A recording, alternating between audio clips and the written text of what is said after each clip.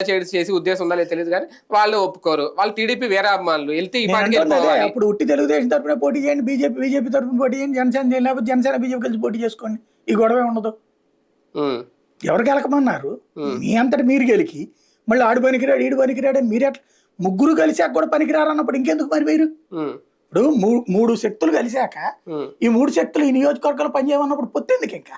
అవును. ఉమ్, ఉమ్, ఒకడు బలహీనంగా ఉన్న చోట ఇంకోటి బలమైన వాడు తేవడాడే కదా.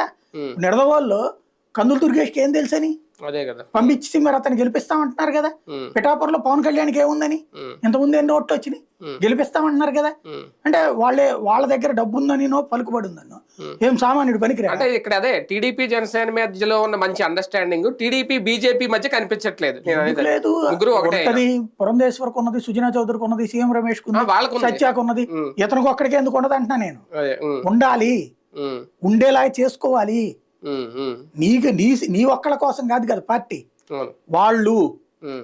వాళ్ళని గెలిపించే బాధ్యత తీసుకోవాలి. ఈ మార్పులు చేర్పుల్లో చంద్రబాబు గారి పాత్ర ఎంత ఉంది? కంప్లీట్ గా పురంధేశ్వరి గారే అంత ఆలోచించుకుంటున్నారు. సీన్ ఏం లేదు. పార్టీలో సెకండ్ క్యాడర్ వాళ్ళు ట్రై చేస్తున్నారు ఇట్లా అనేసి ఉమ్, మాటలు జరుగుతున్నాయి. ఉమ్, అది జరిగిన తర్వాతనే వీళ్ళు ఏదో పంపిద్దాం, అప్పుడు చంద్రబాబు గారు ఇన్వాల్వ్ అవ్వమేంటో